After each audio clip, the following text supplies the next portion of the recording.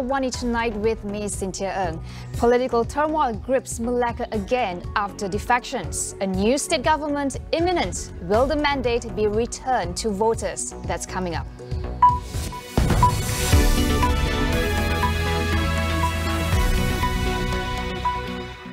Political turmoil grips Malacca again after 4 assemblymen withdrew their support for Chief Minister Datuk Sri Sulaiman Mat Ali, including Sungai Udang Assemblyman Datuk Sri Idris Harun. With their resignation, the 4 claimed that the current state government has collapsed. The 3 others are Pantai Kundur Assemblyman Datuk Nur Azman Hassan from UMNO, Teluk Mas Assemblyman Nur Effendi Ahmad from Bersatu, and independent lawmaker Datuk Nur Hizam Hassan Bakti. Idris, who is former Malacca Chief Minister, said the withdrawal of support was due to their distrust in the government's leadership. Meanwhile, Malacca Pakatan Harapan has called for a meeting with State Governor Tun Muhammad Ali Rastam to discuss the political turmoil and the appointment of the new Chief Minister of Malacca. Malacca has 28 state seats. Perikatan Nasional has the support of 17 lawmakers before the withdrawal of the 4 assemblymen, leaving it short of a majority with 13 seats. As the situation in Malacca develops, what are the implications on federal level politics? We asked political analyst Mujibu Abdul Muiz on the possible scenarios, and will we see more defections? The recent development have given us the clear picture that Bersatu have accept the fact that they are going to openly contested with UMNO in the next general election or PRU 15. So whether this will lead to other Bersatu members in other states to take the similar action by leaving the current Perikatan Nasional government, especially when you talk about Johor, when you talk about maybe in Perak, because they still have a significant numbers there. Mujibu stressed that the political crisis in Malacca is confined within the state and does not affect the bipartisan agreement formed at the federal level. You have to remember that the CSA is between the Prime Minister that need the support from the opposition in order to make way for the new government to be focused and let them less disturbed than before compared to the situation in Malacca, which is it is not involving the state government as well as the opposition. It is more on the dissatisfaction over leadership on UMNO that lead to the crisis and of course lead to the fall of the Perikatan Nasional government in Malacca. So far as I'm concerned, maybe this problem can be settled if the top leadership, especially from UMNO, may have some gentleman agreement or may, let's say, have a discussion with Pakatan Harapan to settle this down. But for the time being, I cannot see this thing happen as it is already decided, and maybe there will be a progress and there will be a new government will be formed in the time soon. If the current Malacca state government were to fall, it would be the second time in 2 years that this has occurred. Now, as the formation of a new government becomes imminent then, what is the most likely alliance and how stable can it be moving forward?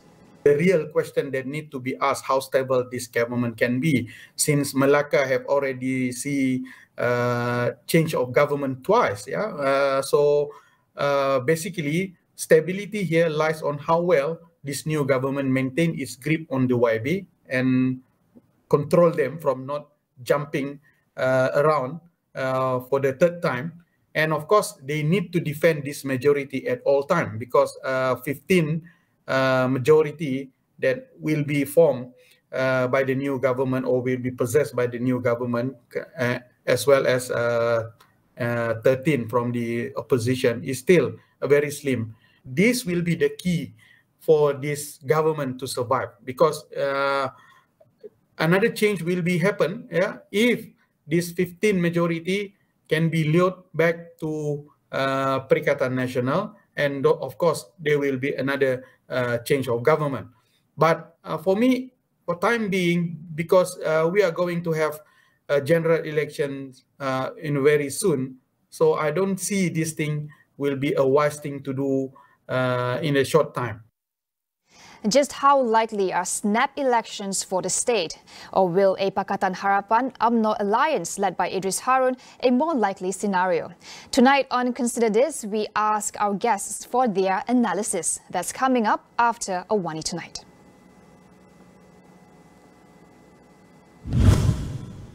The government will allow the use of different vaccines for COVID-19 booster shots beginning this month.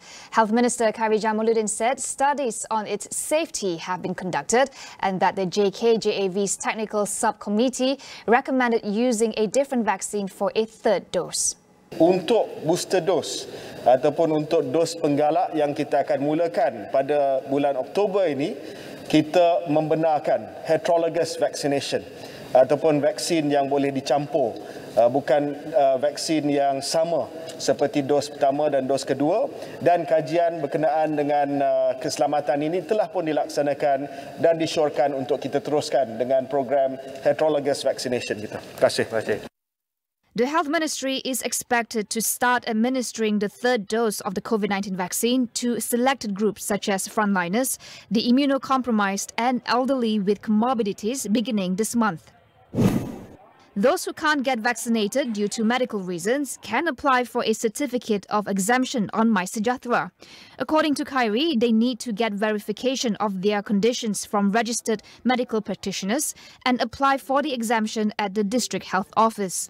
Application for the certificate will be approved through MySejahtera within the week. However, he said that those allergic to a particular COVID-19 vaccine cannot use it as a reason to avoid vaccination. For example, if a person is found to be allergic to the Pfizer vaccine, another type of vaccine such as Sinovac may be given. A massive data leak dubbed the Pandora Papers has revealed that hundreds of world leaders have been stashing millions of dollars offshore. Several prominent Malaysians appeared in the expose, while 118 companies were found to have ties to beneficial owners in Malaysia.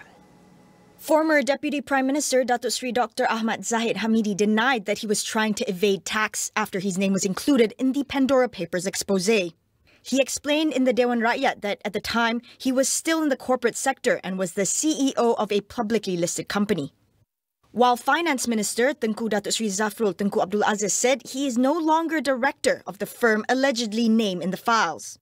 The data leak, the largest ever of its kind, involved 2.94 terabyte of data provided anonymously to the International Consortium of Investigative Journalists. It was made up of nearly 12 million documents from 14 offshore service providers that set up and manage shell companies and trusts in tax havens around the world.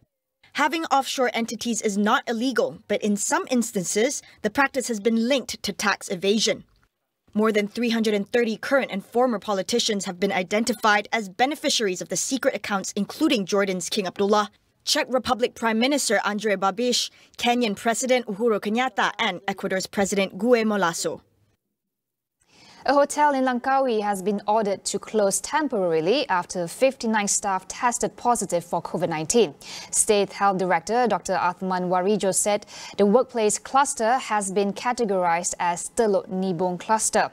He said the infection originated from the community and spread to the hotel.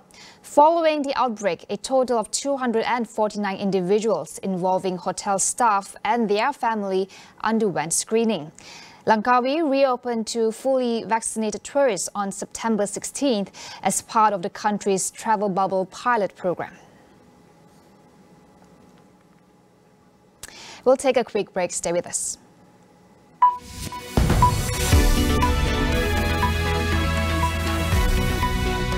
Ingin jual dan beli kereta dengan mudah secara atas talian? Tak perlu risau tentang dokumen atau ke bank. Custom akan menguruskan dan boleh menghantar di mana jua anda berada. Ayuh keluarga Malaysia, kita bulatkan tekad dan bersatu hati untuk terus memelihara serta mempertahankan kedaulatan negara. Sebagai keluarga Malaysia yang besar, kita harus bertoleransi dalam semua perkara. Hormat menghormati serta mengekalkan perpaduan rakyat yang berbilang kaum, agama dan bangsa serta integrasi nasional silang budaya adalah tunjang kekuatan kita sebagai sebuah negara bangsa yang berjaya. Umpama selembar benang dikait, ditenun dan dijalin akhirnya menjadi kain yang sempurna indah.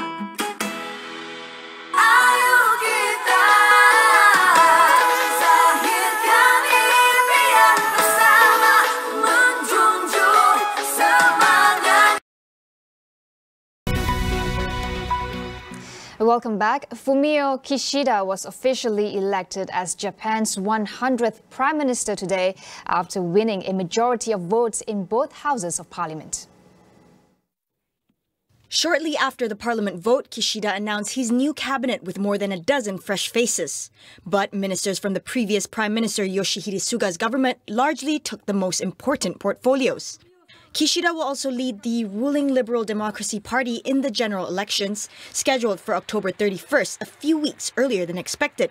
The ruling party is widely expected to retain power but could be vulnerable to losing some seats, with the public unhappy about the government's response to the pandemic. New Zealand has abandoned its strategy of eliminating COVID-19. Prime Minister Jacinda Ardern says the government is instead aiming to actively control the virus and live with it as it prepares to ease restrictions in its biggest city, Auckland. It is the first time the government has announced a shift away from the ambitious elimination strategy that has largely kept the country free of the virus.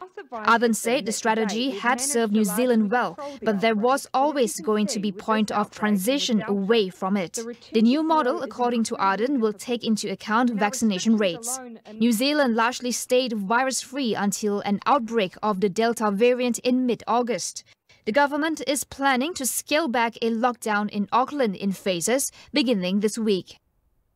The UK government relaxed travel rules today, reopening the country to millions of international passengers for quarantine-free travel. Fully vaccinated travellers from over 50 countries will also enjoy simpler rules with just a single post-arrival test needed. Eligible fully vaccinated passengers and eligible under 18s returning to England from countries not on the red list will no longer be required to undergo pre-departure or 8-day tests, which were compulsory before.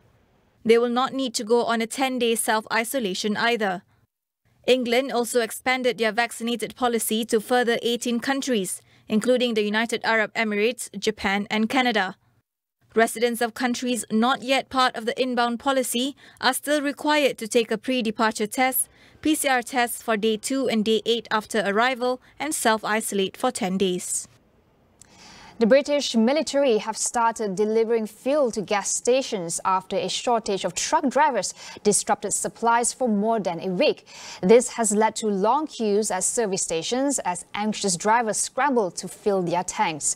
About 200 military personnel were deployed to boost deliveries. According to the Petrol Retailers Association of UK, it will take more than a week for the country's fuel crisis to be completely resolved. The UK is facing an acute shortage of truck drivers due to the pandemic and an exodus of foreign workers following Brexit.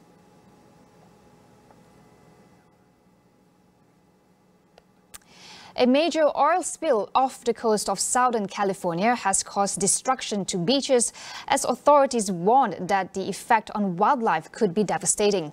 The spill is one of the largest oil spills in California's recent history. An emergency cleanup effort is underway in Huntington Beach after at least 476,000 liters of oil spilled into the waters off Orange County.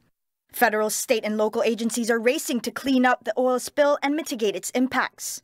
Officials confirm birds and fish have died after being caught in the muck. The oil slick is believed to have originated from a broken pipeline connected to an offshore oil platform. An investigation into the pipeline breach is underway. A massive oil leak in 1990 hit the same stretch of Orange County coast, killing thousands of fish and birds. That is all we have for you on AWANI tonight. Get the latest news updates on COVID-19 and COVID-19 vaccines from astroawani.com and Astro AWANI app. I'm Cynthia Ng. Thank you for watching.